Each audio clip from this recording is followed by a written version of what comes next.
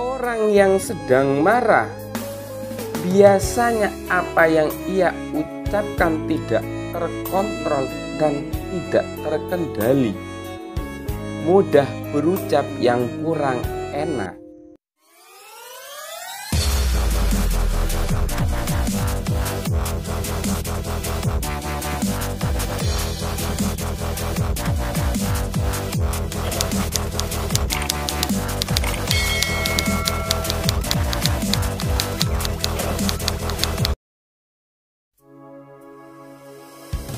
Kata Imam Al-Ghazali, lidah itu sangat ringan, tapi bisa mengangkatmu ke derajat yang paling tinggi dan bisa menjatuhkanmu ke derajat yang paling rendah.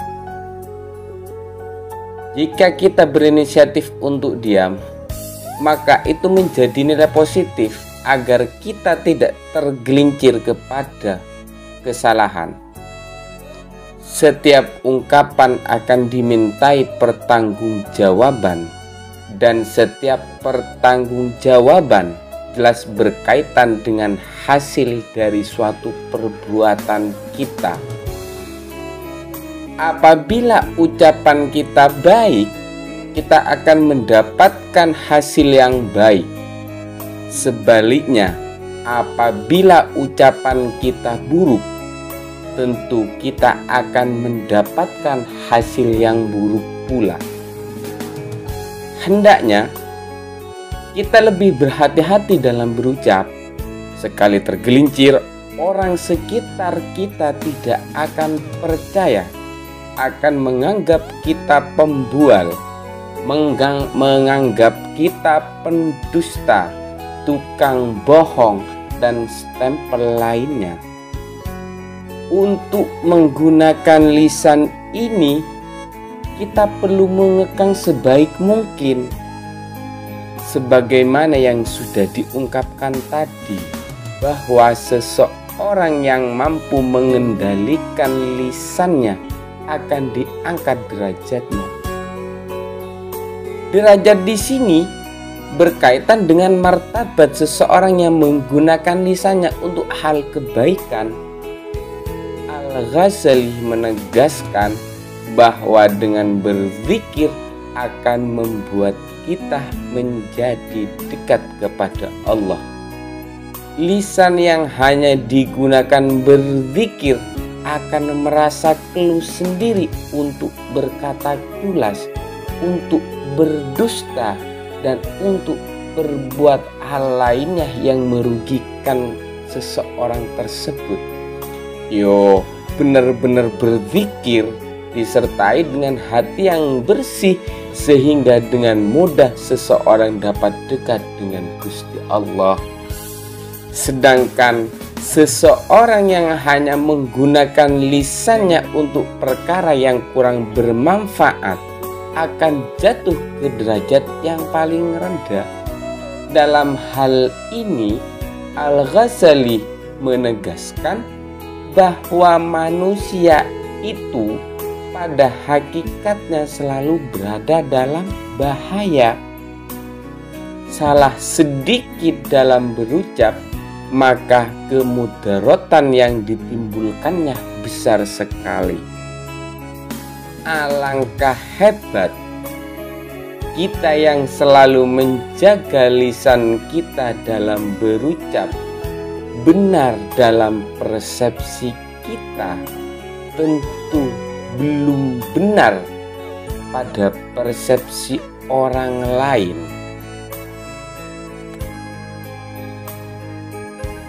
Pada konteks ini ada perbedaan.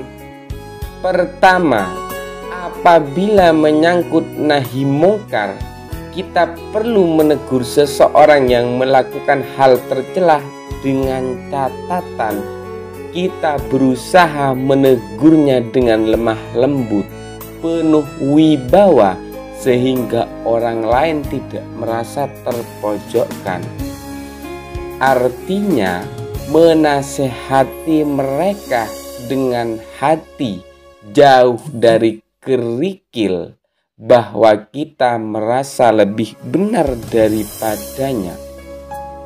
Ketika ucapan didasarkan pada hati dan diolah lagi dengan pikiran kita, yang jelas orang tersebut tidak merasa ditegur, melainkan ia merasakan kasih sayang. Mungkin saja orang tersebut merasa tidak mendapatkan kasih sayang, atau ia merasa tidak dipedulikan oleh lingkungannya. Hal lainnya, nasihat yang benar-benar didasarkan pada hati nurani akan berdampak pada masa depannya. Konteks yang kedua juga menyangkut nahi mungkar. Ketika cara tegur kita kurang tepat, marah-marah, penuh emosi dengan nada suara yang keras, akan menyebabkan orang lain merasa tersinggung. Memang tindakan kita baik, hanya saja kurang tepat jika kita melakukannya dengan tindakan yang kurang baik. Kenapa demikian?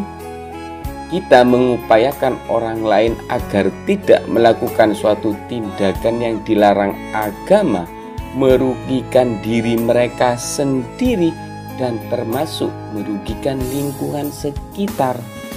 Apapun bentuknya, kita perlu menyampaikannya dengan baik sehingga orang lain akan sadar dengan sendirinya, dan orang lain itu merasa tidak dalam bentuk teguran, akan tetapi dengan demikian untuk menjaga lisan diperlukan usaha yang keras, mengubah cara berpikir, mengolah hati, serta mengupayakan diri untuk tidak berbuat hal yang senonoh.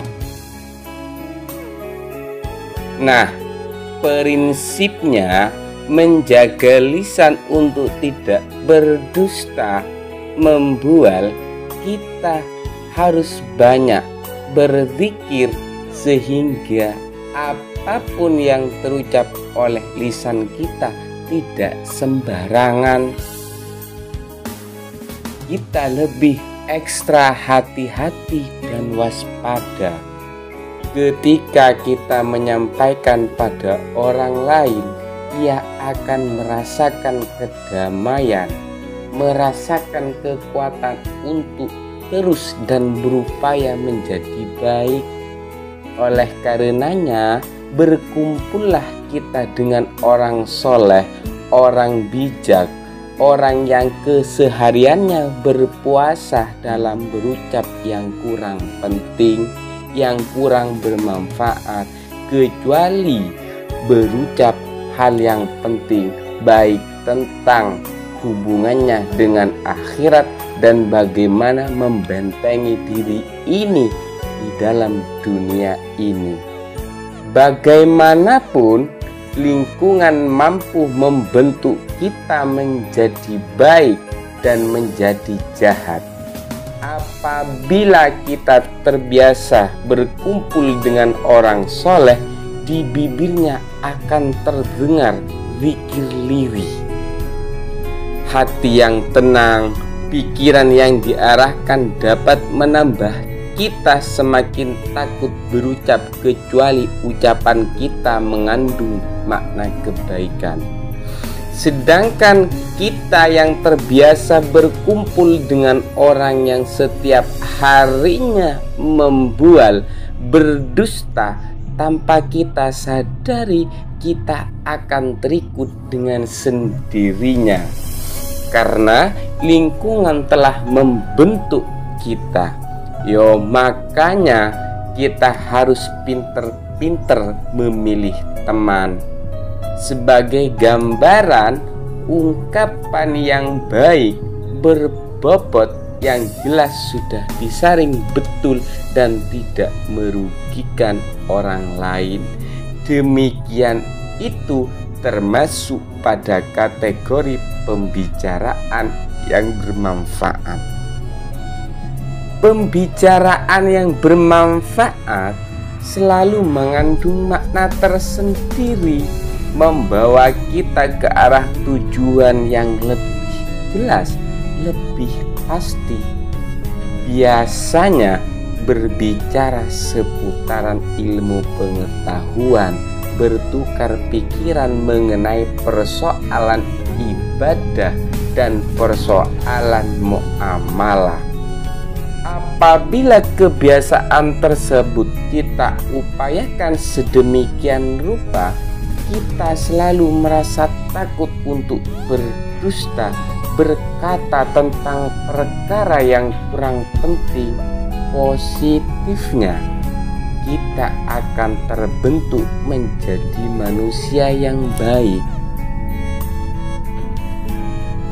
Beberapa kisah yang sudah diceritakan sebelumnya perlu kita renungkan, diamati dengan seksama. Bagaimana Nabi Muhammad dan sahabat memberikan contoh agar kita paham betapa bahayanya lisan. Itu sudah cukup bagi kita sebagai bahan renungan kita, sebagai bahan kita untuk hidup dengan lingkungan kita, bersama teman kita. Begini, kekuatan hati dan pikiran mampu mengendalikan lisan ini.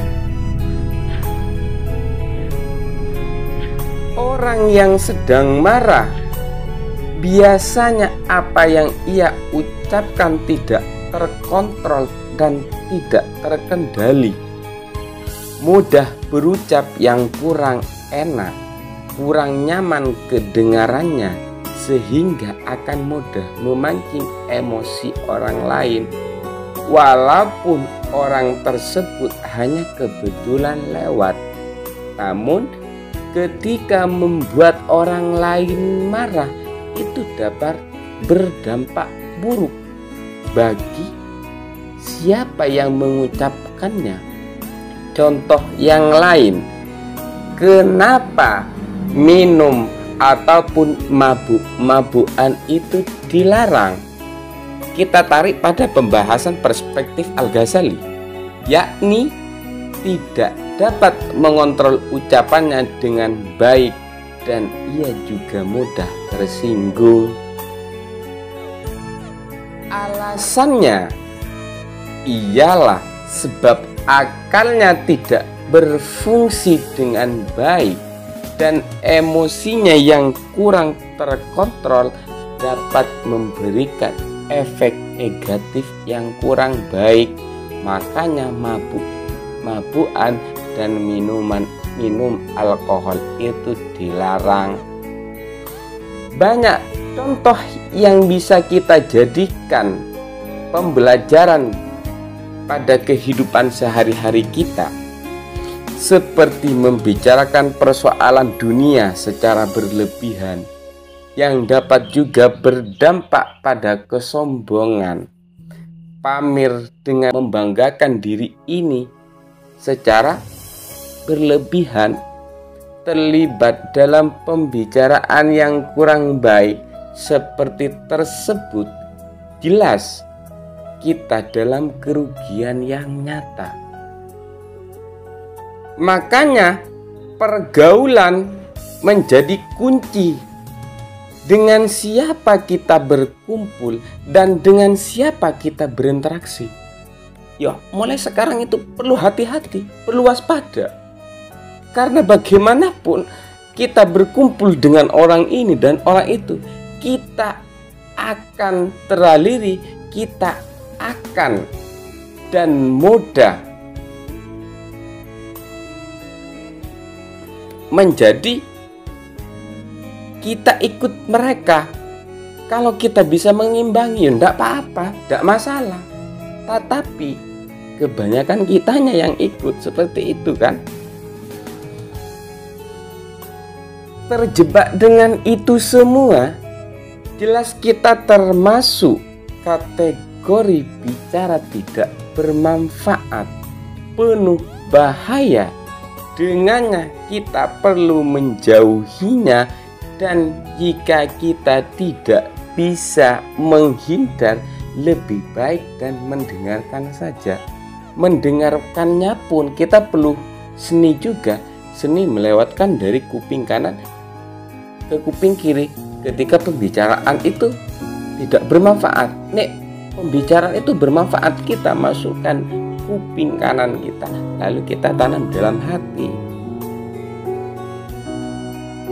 Pada keempat aspek yang dikategorikan Al-Ghazali, kita perlu banyak merenung dengan baik. Kita termasuk pada kategori yang mana?